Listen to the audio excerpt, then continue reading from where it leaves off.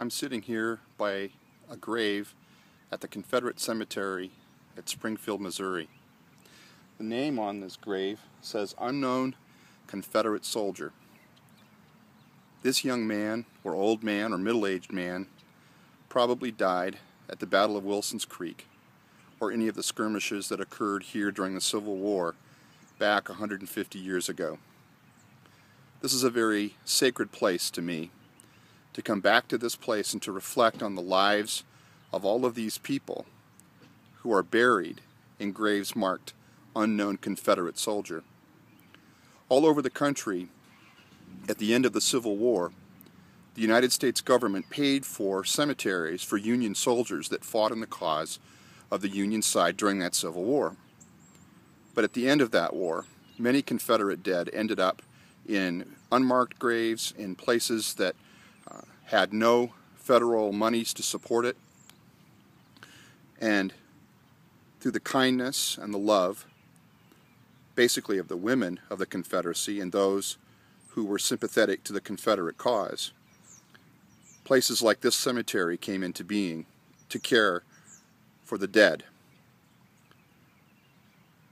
This soldier died in the belief that each state of the Union had a right to determine their own destiny, that it was the sovereign states and the individuals within them that were granted by God certain unalienable rights, that among them are life, liberty, and the pursuit of happiness.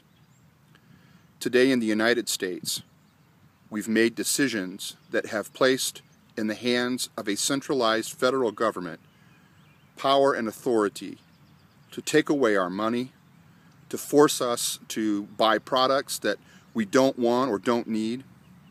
In short, the very soul of the United States of America is at risk. When I come to a place like this and I reflect on the life of this unknown Confederate soldier, I'm absolutely overwhelmed at the cost that all Americans have paid for over the years in order to take care of my liberty and the liberty of my children and one day my grandchildren. President Lincoln, when he visited the Gettysburg battlefield, made mention that the honored dead there paid the last full measure of devotion. I think the question that we need to ask ourselves in America today is, what did this unknown Confederate soldier give his last full measure for?